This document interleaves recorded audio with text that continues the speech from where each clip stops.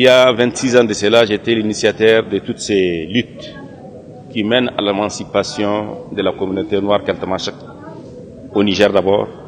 Ensuite, je suis venu ici au Mali dans les années 96-97 pour aider à mettre en place ce qui est communément appelé aujourd'hui Temet et autres.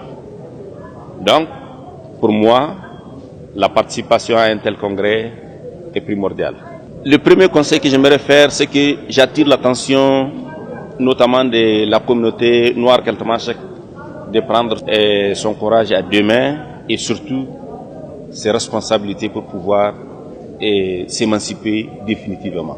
C'est pas pour le plaisir qu'on se regroupe, c'est vraiment pour aider à la construction de notre pays. C'est pour aider à la construction de la cohésion sociale. Parce que vous n'ignorez pas les problèmes dans lesquels le pays se trouve aujourd'hui. On a notre part à apporter. Surtout qu'on a décidé que personne ne parlera plus à notre nom. Parce que c'est ce qui s'est passé autrefois. Ce que nous attendons de ce congrès, c'est un congrès d'unification, un congrès d'unité vers le Mali, et uniquement vers le Mali.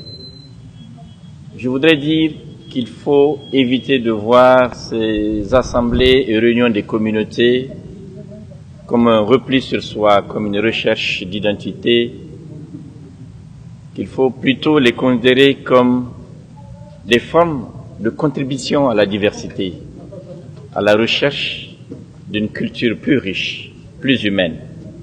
C'est ce qui fait la force de notre pays. C'est que le peuple malien attend de sa diversité, c'est son engagement ferme, sincère, résolu, à s'unir pour faire face aux défis de l'heure. La valeur première de cette communauté, pour ceux qui ne le savent pas, c'est le sens du travail, le sens de l'honnêteté, de l'intégrité, le respect de la chose, le respect des valeurs religieuses.